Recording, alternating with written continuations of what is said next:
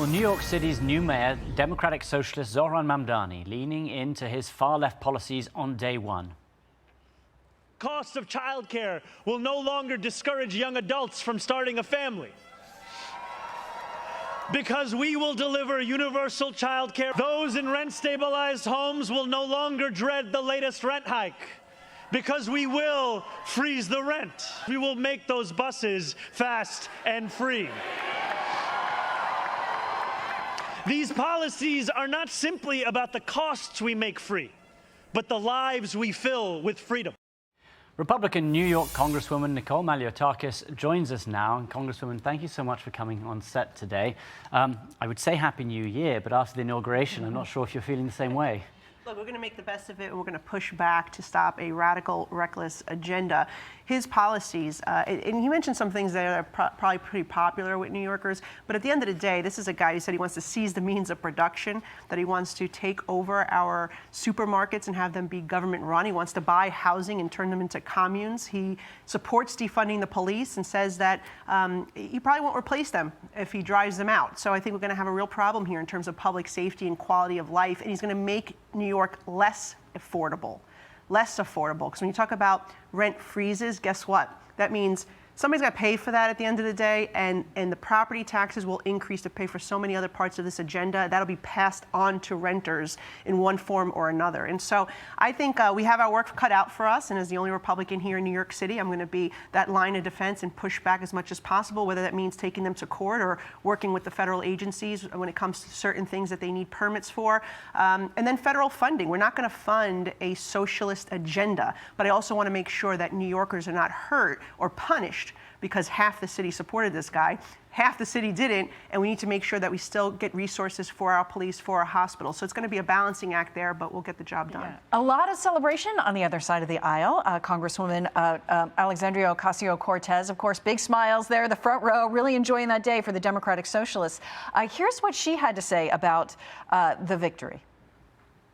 New York City has chosen the ambitious pursuit of universal child care, affordable rent and housing, and clean and dignified public transit for all. And we have chosen that over the distractions of bigotry and the barbarism of extreme income inequality. We have chosen this path because we know that it's the right thing to do. Really enormous promises coming from this ideology. Yeah, that's what socialists do. It sounds so wonderful, but it's going to be a socialist dystopia. Just look at Venezuela. This is the perfect example. They did all these things. They actually did seize the means of production, and they did take over housing, and they did take over supermarkets. Now people are starving, they're fleeing, they have violent gangs, drug traffickers trying to kill Americans to make a dollar. This is the reality of what socialism brings, and you could look at any country that has tried to implement it. My mother fled communist Cuba. Socialism is communism light, and I made that point on the House floor when we had a resolution condemning socialism, and the Democrats spent about an hour defending socialism. So they are the party of socialism. They are moving more and more to the left because they are afraid of people like Bernie Sanders. They're afraid of people like Alexandria Ocasio-Cortez, and they're afraid of people like Zohran Mamdani because they are about self-preservation. They're not about what's right. They're not about protecting America, our freedoms, our liberties, and the taxpayers. They are about protecting themselves and their jobs. Congresswoman, I want to quickly get your views on the upcoming battle on healthcare as well, now the subsidies have been removed. What do you think that's going to look like? Will it lead to a government shutdown? Well, look, I think that the Democrats probably will be threatening a shutdown, but I think that there's a solution here. I'm supporting bipartisan legislation with Brian Fitzpatrick. There were 8 of us, half Republicans, half Democrats, that came up with a solution here.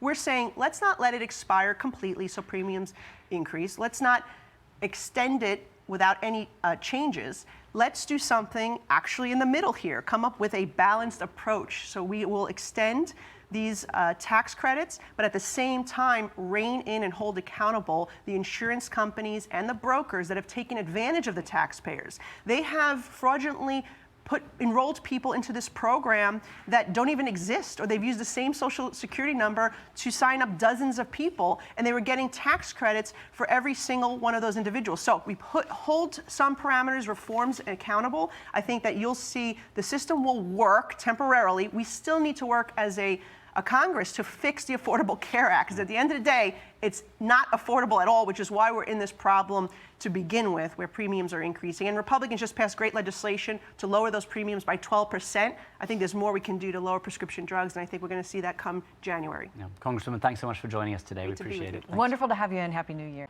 Hey everyone, I'm Emily Campagno. Catch me and my co-hosts Harris Faulkner and Kaylee McEnany on Outnumbered every weekday at 12 p.m. Eastern, or set your DVR. Also, don't forget to subscribe to the Fox News YouTube page for daily highlights.